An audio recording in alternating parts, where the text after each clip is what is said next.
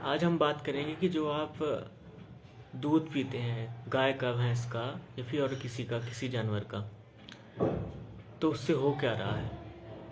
सुबह सुबह जो आपको नींद खुलते के साथ ही चाय चाहिए होती है, तो उससे हो क्या रहा है। पहले आप ये वीडियो देखिए।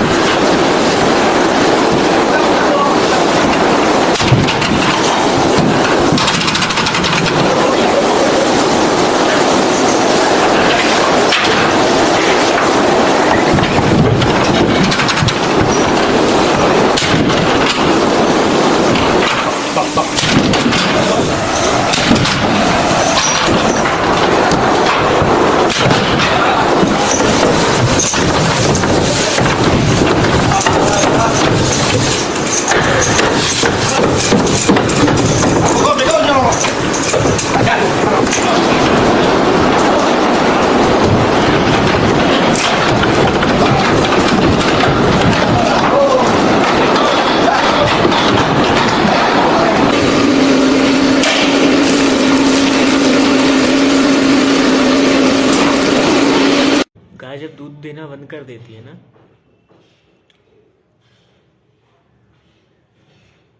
तो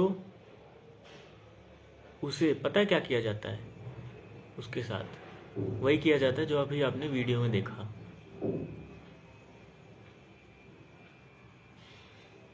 गाय ने अगर बछड़ा दिया,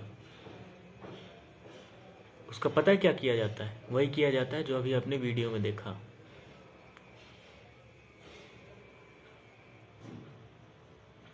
और फिर आप सनातन बनते हो, भक्त बनते हो। इंस्टाग्राम में जहाँ भी देखो, कहीं शिवरात्रि पर, कहीं रामनवमी पर, कहीं नवरात्रि पर, जहाँ भी देखो वहाँ सनातनी का झंडा लेके पहुंच जाते हैं लोग। तुम सब तब कहाँ जाते हो जब ये सब हो रहा होता है। गाय हमारी माता है और स्टेटस लगा देने से गाय हमारी माता है, इससे कुछ नहीं हो जाता है।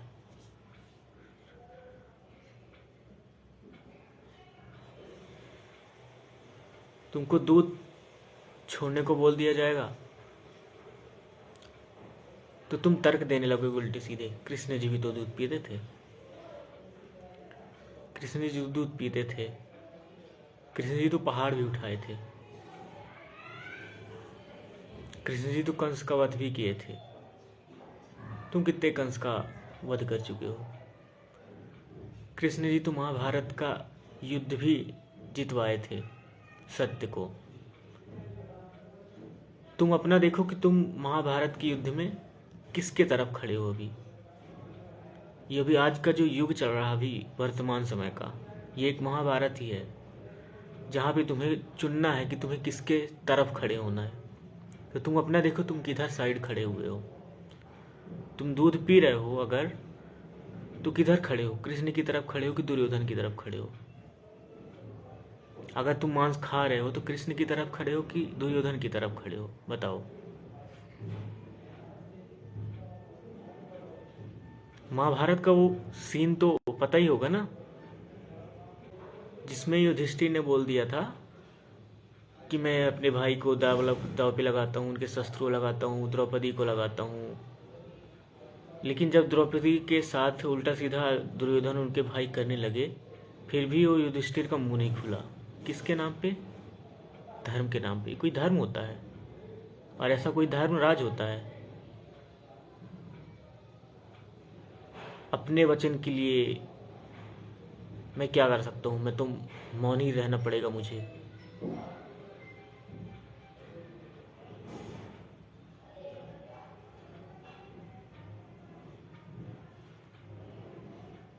उस सभा में नकर्ण ने आवाज उठाई थी ना भीष्म पिता ने उठाई थी, ना गुरु द्रोण ने उठाई थी।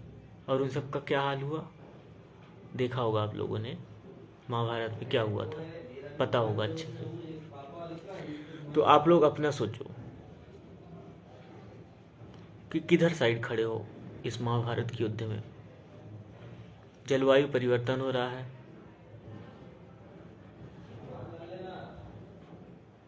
जानवरों को मार के खाया जा रहा है।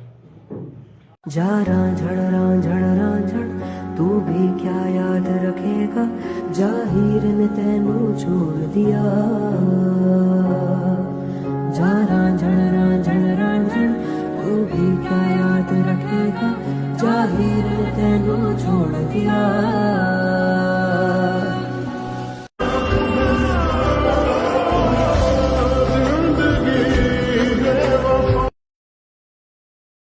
महिलाओं के खिलाफ अत्याचार लगातार बढ़ रहे हैं, शुद्ध पानी नहीं है, पानी में कहीं आर्सेनिक पाया जाता है, कहीं कुछ कोई मेटल पाया जा रहा है।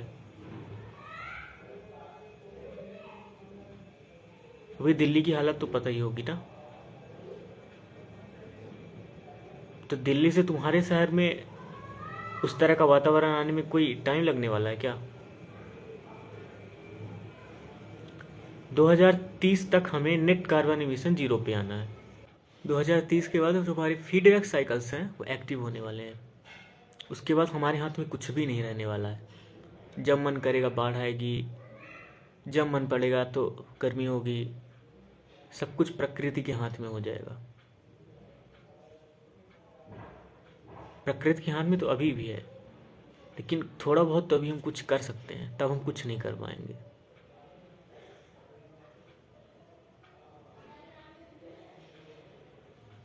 क्लाइमेट चेंज का एकमात्र कारण है जो हमारा है दिखावा, बेवकूफ़ी, ढोंग। लोगों के सामने अच्छा बनने की जो एक्टिंग होती है हमारी, वो ऐसा कहा जाता है कि कर्ण अर्जुन से ज़्यादा श्रेष्ठ धनुर्धर था, कहा जाता है ना।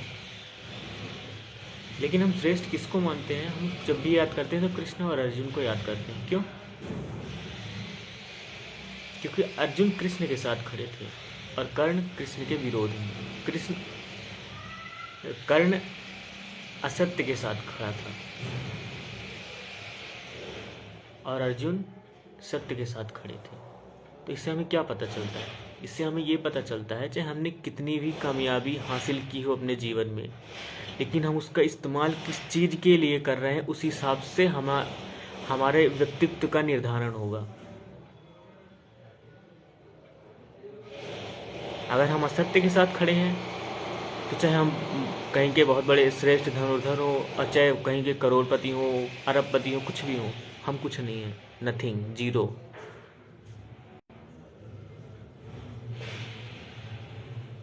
लेकिन अगर हम सत्य के साथ खड़े हैं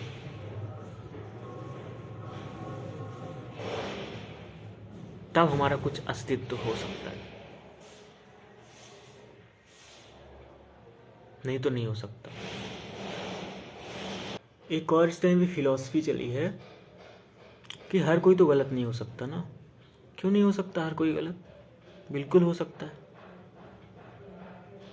हर कोई होके किसी का अगर मर्डर हो रहा है, हर कोई खड़े होके तमाशा वर्ष देख रहा है, उसे बचा नहीं रहा है, तो हर कोई गलत है। हर कोई ये जानते हुए भी दूध पी रहा है कि वो दूध किस प्रक्रिया से आता है, कितनी यातनाएं उसमें झेलनी पड़ती हैं जानवरों को, फिर भी ये सब जानते हुए भी वो दूध पी रहा है, तो हर कोई गलत है। हर कोई अगर मांसाहारी है, मांसाहार का उसको बढ़ावा दे रहा है मांसाहार को, तो हर कोई गलत है। इसी के साथ एक और बात भी चलती है कि no one is perfect, no one can be perfect. हर कोई परफेक्ट नहीं हो सकता, कुछ ना कुछ तो खामियां होंगी ना। हमें इंसान की खामियां या अच्छाइयां देखनी ही नहीं होती हैं ना, हमें इंसान को देखना होता है। वो इंसान कैसा है, उसका केंद्र, उसका सेंटर कैसा है। वो अगर कोई एग्ज़ाम की तैयारी कर रहा है, उसके पीछे उसका मकसद क्या है, उसका मकसद ये है कि उसके एग्ज़ाम को क्रैक करने के बाद उसको सोना है पूरा दिन और घूस लेना है और कमज़ोरों पे अत्याचार करने हैं। ये उसका मकसद है कि हमें पावर चाहिए, हमें कुछ सही काम करना है तो हमें उसके लिए पावर चाहिए। ये उसका मकसद है। कोई अगर बहुत बड़ा आईएएस भी बन गया, मान लो, और कैट वेट निकाल लिया और भी सारे एग्ज़ाम निकाल लिए, लेकिन वो कर क्या रहा है? भ्रष्टाचारियों वाला काम। गरीबों के हित में ना काम करके वो अमीरों के साथ उनका अहित कर रहा है, उनका शोषण कर रहा है। तो वो इंसान एकदम ही गलत है। उसने चाहे हजारों एग्ज़ाम क्रैक किए हों, वो इंसान नहीं रह गया अब, क्योंकि केवल इंसान अपनी चेतना से होता है।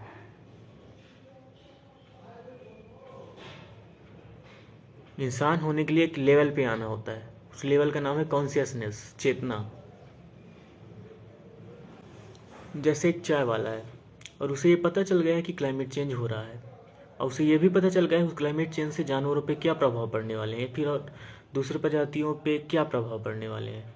और अब वो एक सब जान के अपनी पूरी क्षमता के साथ लोगों को घर घर जाके या फिर बस स्टैंड, रेलवे प्लेटफॉर्म और अलग अलग जाके हर जगह जाके उनको जागरूक कर रहा है उस चीज़ के लिए कि इस चीज़ के लिए काम करो, जानवर खतरे में है, हम खतरे में हैं, हमारी पृथ्वी जल रही है। तो वो निश्चित तौर पर एक ऊंची चेतना का इंसान है, वो हाई लेवल का इंसान है। कोई बिलियनर है और कोई करोड़पति है, वो ये जानते हुए भी कि गरीब मर रहे हैं उसके कार्बन एमिशन से, लेकिन फिर भी वो अपना कार्बन एमिशन घटा नहीं रहा है। वो निश्चित तौर पे एक गिरी हुई चेतना का इंसान है।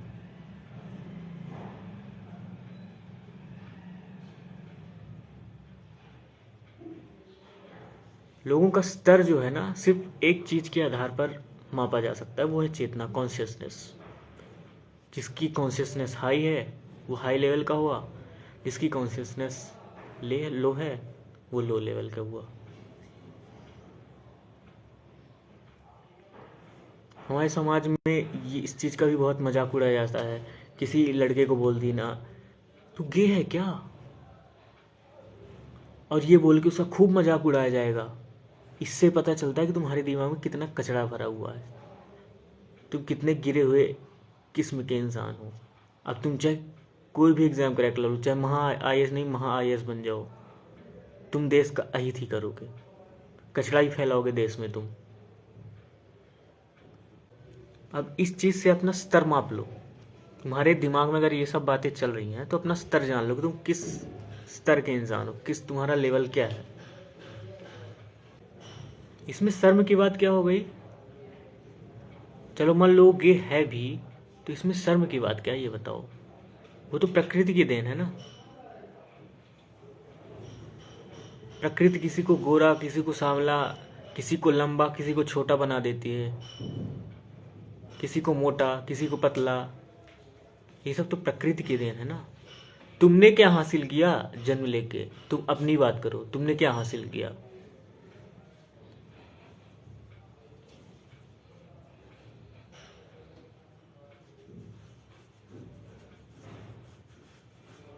गंवारों जैसे हरकतें करेंगे और फिर अपने आप को सनातनी बताएंगे, हिंदू बताएंगे। अभी आईआईटी बॉम्बे में एक ई समिट हुई थी, तो वहाँ से हम लौट रहे थे ट्रेन में। तो वहाँ पे एक दीदी मिली थी, गई थी वो, तो वो पैसा मांग रही थी। तो हमने उनसे पूछा कि आप ये सब क्या क्या कर रही हैं, आप कमा भी तो सकती हैं। उनका जवाब पता है क्या था?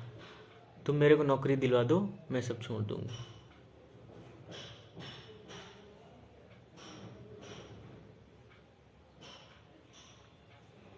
फिर बोली कि नौकरी मिल भी जाती है तो कैसा बर्ताव किया जाता है तुम्हें क्या पता, ये दुनिया बहुत जालिम है। मेरा बस चले तो मैं इसे आग लगा दूं।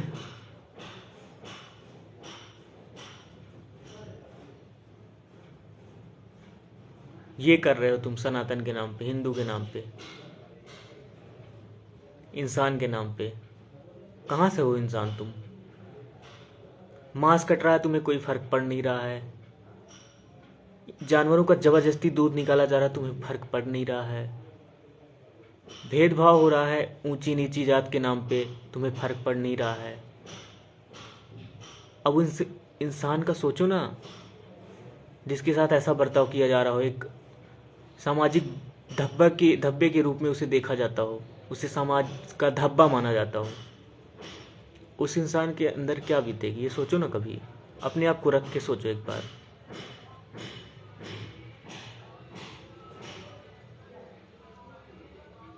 अब पता चल रहा होगा कि तुम्हारा लेवल क्या है, क्या संदेश दे रहे हो तुम अपने गंवारपंथी से। खुद को महाशिवरात्रि भी आएगी तो सब भोलेनाथ का भक्त बनाने लगेंगे खुद को। भोलेनाथ को क्या बोला जाता है? अर्धनारीश्वर ना। भोलेनाथ ये सिखाएं कभी कि भेदभाव करो? अर्धनारीश्वर बोला जाता है उनको। तो फिर कोई दूसरे जेंडर का हुआ तो उसमें शर्म की बात क्या है? उसे समाज से अलग करने की बात कहाँ से आ गई दिमाग में तुम्हारे अंदर? क्योंकि दिमाग में इंस्टाग्राम रील्स भर गई है। रील्स के अलावा कुछ पता ही नहीं है तुमको ABCD। अगर सभी लोग गलत नहीं हो सकते हैं और गलत नहीं होते हैं तो मांस क्यों कट रहे हैं? मांस कट रहे हैं इसका मतलब किसी न किसी के लिए कट रहे हैं ना। किसके लिए कट रहे हैं? जानवर खुद का मांस तो नहीं खा लेंगे ना, इंसानों के लिए तो कट रहे हैं ना। तो इंसान गलत नहीं हुए। इतनी जो डेयरी खुली हुई है ये किसके लिए खुली हुई है? इंसान सही है इसलिए डेयरी खुली हुई है। एक बार नेट पे सर्च करना, कितने इंडिया में कितने % लोग मांसाहार करते हैं, और ये सिर्फ मांसाहार की लिस्ट आएगी अभी। फिर उसके बाद ये भी सर्च करना कितने % लोग वीगन हैं। उससे पता चल जाएगा कि हर लोग गलत नहीं हो सकते या हो सकते हैं, उसे प्रूफ हो जाएगा। अगर किसी ने मैथ्स अपने ज़िंदगी में पढ़ा है तभी तो किसी दूसरे को पढ़ाएगा ना। किसी ने कंप्यूटर साइंस से कोई कोर्स किया है या कंप्यूटर के बारे में पढ़ा है तभी तो दूसरे को कंप्यूटर का ज्ञान देगा ना। सही है ना? किसी ने साइंस पढ़ी है तभी तो आके साइंस पे ज्ञान देगा ना। उसी प्रकार जब ये कुछ कमाल लोग होते हैं, नाली में लोट लोट के या फिर गाली दे के फेमस हो जाते हैं, तो इनका क्या हक है ज्ञान देने का? इन्होंने पढ़ा क्या है अपनी ज़िंदगी में? फिर आके ये ज्ञान देंगे कि अगर मैंने पढ़ा होता तो मैं वहाँ बैठा होता और तुम यहाँ बैठे होते। ऐसे गवारों को तुम सुन रहे हो। फिर तुम्हारे बच्चे के अंदर क्या जाएगा? जो छोटे बच्चे होते हैं उनके अंदर क्या जाएगा कि पढ़ने लिखने से क्या होता है? आना तो इनके नीचे ही है ऐसे लोगों के। इससे अच्छा हम पढ़ें क्यों? तो पढ़ा क्यों रहे हो अपने बच्चों को? भेज दो एक्टिंग करने।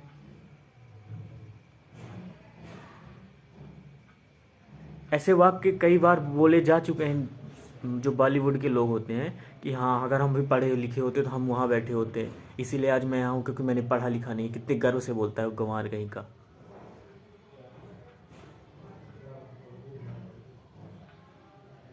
तुमने अगर फिलॉसफी नहीं पढ़ी है तो तुम कैसे कमेंट कर सकते हो ज़िंदगी में कि ज़िंदगी कैसे जी जाती है या फिर कैसे जीना चाहिए? क्या है तुम्हारा? ठीक है, तुमने अगर PhD की है मैथमेटिक्स से या फिर किसी और ब्रांच फिर और किसी सब्जेक्ट से, उस पर तुम ज्ञान दो, ठीक है। तुम्हें जीवन का कुछ अता पता है नहीं और तुम ज्ञान देने लगोगे, फिलॉसफी भी ज्ञान दोगे।